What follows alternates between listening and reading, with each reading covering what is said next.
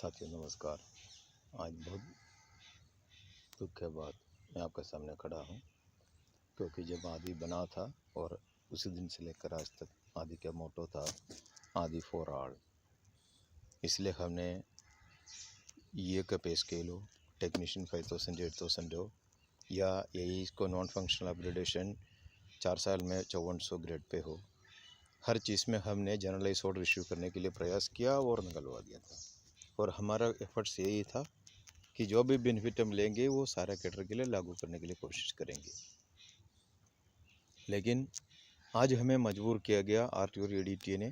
अपने anti employ और Himalayan blunder demand से कि अपना मेंबरों को ऑनरेबल हाई कोर्ट का स्टेटस को ऑर्डर से बाहर लाने के लिए खुद डिमांड किया, जिसके अनुसार आज हमें लेटर देना पड़ा कि हमारा मेंबरों के लिए, आदि के मेंबरों के लिए जो हेल्पर से लेकर यही तक कैडर है, उनके लिए उसी का प्रोटेक्शन लागू रखने के लिए। साथियों, आपको पता है कि आज लोगों को उल्लू बनाने के लिए बिना सोच समझ कर, जैसा पहले भी किया गया था कि उन्होंने डिमांड लेके उतर गया और राइटिंग में दे दिया कि जैसा प्रोग्राम कैडर को एमएसपी दिया 31 जनवरी 2018 का ऑर्डर को एक अपग्रेड मानते हुए, एक एमएसपी को एडजस्ट करते हुए सेम हमारा कैडर को भी दिया जाए। ये जो लेटर देने के टाइम ये दोनों एसोसिएशन ने कभी सोचा भी नहीं था कि इसमें नुकसान कितना है। आपको खुद पता है 1999 से लेकर 2014 तक 15 साल 25 to 19 का स्केल के ऊपर कोई ऑब्जेक्शन नहीं आया था और किसी का रिकवरी रिफिक्सेशन नहीं हुआ था। लेकिन जब 2014 दिसंबर में हमारे एमएसपी रोका गया था और रिटायर्ड एम्प्लॉय से एक स्केल डाउन करके रिकवरी और रिफिक्सेशन किया था, उसी टाइम आरटीओ और एडीटीए दोनों के पास रिकग्निशन थे। वो भी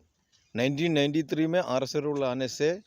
लेकर आज 2020 तक 27 साल का पीरियड में सिर्फ 4 साल इसी मिनिस्ट्री में एम्प्लॉइज एसोसिएशन के पास रिकग्निशन था,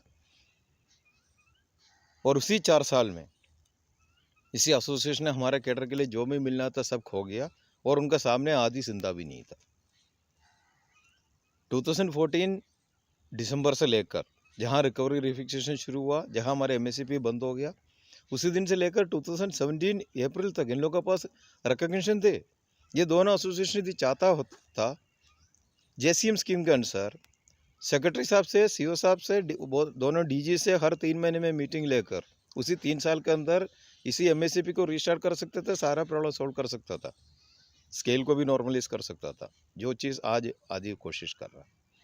लेकिन उन्होंने उसी टाइम कुछ नहीं किया। इवन डायरेक्टरेट में सेक्शन तक जाना बंद किया, क्योंकि डीजीआर ने ऑर्डर इशू किया था कि रिकग्निशन होते भी आप लोग सेक्शन में तक नहीं जा सकते। इन्होंने सारा काम भूल गए थे और आज अचानक उनको क्यों प्यार लग गया कि हमारा कैडरों को एमएसपी चाहिए। सिर्फ उनको ये दिख रहा था कि आज आदि कोशिश कर रहा है। एक साइड में तो ऑनरेबल हाई कोर्ट से स्टे लेकर हमने रिकवरी रिफिक्सेशन रोका हुआ, दूसरा साइड से उसी सेम डिमांड को ऊपर जहां हमने जो डिमांड किया था, ऑब्जेक्शन लिया था, उसी लॉजिक के ऊपर हमने ऑनरेबल मिनिस्टर, रेस्पेक्टेड सेक्रेटरी और बाकी सब सारे सीनियर ऑफिसर्स को विश्वास में लेते हुए हम कोशिश कर रहे हैं कि इसको आउटसाइड कोर्ट में सेटल करके हमारे कैडरों को बेनिफिट मिल जाए। और इससे देखते हुए कि ये डर लगता है कि ये आदि सेटल ना किया जाए, इसलिए शायद इन्होंने ये डिमांड किया गया और इसके लिए सिर्फ एम्प्लॉयज़ को गुमराह किया गया।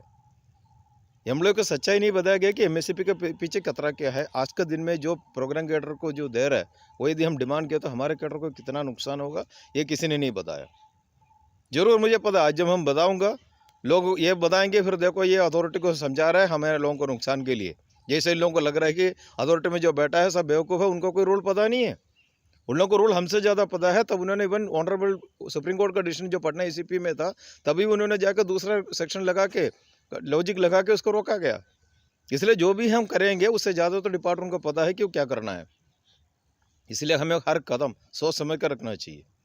साथियों, आज जो प्रोग्राम कैडर को जो बेनिफिट दिया गया है, एक बार आप देख लीजिए, जो ऑर्डर भी इशू हुआ है उसमें जो डायरेक्ट रिक्रूट प्रोग्राम पिक्चर्स के लिए है, जिनका स्केल 6500 हो या अपग्रेड स्केल 7500 हो, ये दोनों में से भी उनका first promotion assistant director programme यानी पुराना असिस्टेंट स्टेशन डायरेक्टर के लिए होता है, जो 8000 से 13500 स्केल था। और जो एसीपी दिया जा रहा है वो फिफ्थ पे कमीशन पीरियड में 1996 से लेकर 2006 तक के लिए है, और एक्चुअली एसीपी लागू था 19 अगस्त से 2008 सितंबर तक, और उसी पीरियड में फिफ्थ सीपीसी का रिकमेंडेशन था, पे स्केल सा ग्रेड पे नहीं था।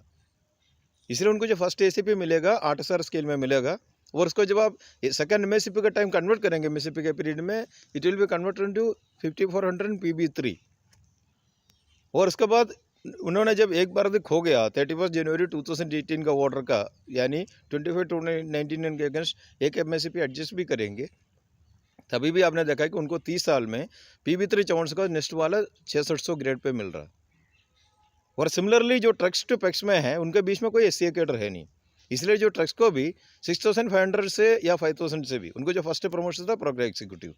जब प्रोग्रेस एग्जीक्यूटिव को प्रसार भारती ने जो मानकर दे रहे 7500, और उसके बाद जब उनको सेकंड एमएससीपी आएगा उनके लिए इसलिए नुकसान नहीं होगा क्योंकि ये 48 से सेकंड एमएससीपी में, क्योंकि 7500 का जो कन्वर्ट करेंगे 48 4800 ग्रेड पे, उससे वो सेकंड एमएससीपी में जाएंगे PB2 5400, और थर्ड एमएससीपी में जाएंगे PB3 5400। और जब वो सेकंड एमएससीपी खोएगा कि 31 जनवरी 2018 को ऑर्डर के अगेंस्ट, तभी भी उनको मिलेगा PB2 5400। लेकिन वो हमारा साथ जब आएगा, आप देख लीजिए हमारा स्केल था 6500, जो प्रसार भारती मान चुका है कि उन्होंने अपना स्केल को 25/2/9 के स्केल को ऊपर ही दे देंगे, तभी भी 6500 टू 10500 स्केल से 7450 टू 11500 स्केल में फर्स्ट एसीपी मिलेगा, क्योंकि एससीए बीच में था हमारे लिए, ये टीसीए प्रमोशन था, वो ये टीसीए फर्स्ट एसीपी होगा उसी टाइम, ये मर्दर का कोई बात ही नहीं था ये एसीए का, क्योंकि वो 6th सीपीसी का है। जब फर्स्ट एसीपी देंगे 7450 हो गया, जब एमएससीपी पीरियड में कन्वर्ट करेंगे अगेन वो 4600 में आ गया, क्योंकि 6th सीपीसी ने दोनों को कन्वर्ट कर दिया, सेम में कर दोनों को सेम ग्रेड पे में कर दिया। आज जब तक मर्दर नहीं है तब तक इसको तो सेम माना जाएगा, इसलिए 46 से 46 सेकंड एमएससीपी भी हो गया, और उसको हमने खो गया। हमने बोल दिया ठीक है सेकंड एमएससीपी आप, फर्स्ट एमएससीपी हो गया 46 to 46, और सेकंड हो गया है कि आप 25/2/19 या 31 जनवरी 2018 को ऑर्डर के अगेंस्ट एडजस्ट करो, और तीसरा एमएससीपी जब आपका बनेगा 4600 ग्रेड पे से 4600 से 4800। ये आँख खोल के देख लीजिए, आप अपना दिमाग, खुद का दिमाग यूज़ करके स्टडी कर लीजिए। इतना बहुत बहुत बड़ा खतरा प्रपोजल डिमांड आज तक कोई एसोसिएशन ज़िंदगी में नहीं किया होगा। इसलिए साथियों आज हमें मजबूर हुआ कि आज तक हमने जर्नलिस्ट का बात किया था, लेकिन आज हमें बोलना पड़ा, आज हमें लेटर देना पड़ा कि अभी ये जो यदि लागू होगा, दोनों एसोसिएशन की डिमांड से ये लागू होगा, हम सिर्फ हमारे मेंबर के लिए सिर्फ एक्सेप्ट करेंगे यदि 31 जनवरी 2018 को ऑर्डर को एक एमएससीपी में एडजस्ट ना किया जाए। और अदरवाइज हमने बोला है कि जो भी नुकसान होगा वो जिस दिन एमएससीपी ऑर्डर इशू करेंगे, अभी भी आप लोगों के पास वक्त है सोचने के लिए, जिस दिन एमएससीपी ऑर्डर स्टेशन इशू करेगा उसी दिन तक जो भी आदि मेंबर होगा उनके लिए ऑनरेबल हाई कोर्ट का डिसीजन के अनुसार WPC 9890 में जो हमारा केस आदि का केस, उसके अनुसार जो प्रोटेक्शन है स्टेटस को मेंटेन किया जाएगा। यह आज हमें स्टैंड लेना पड़ा,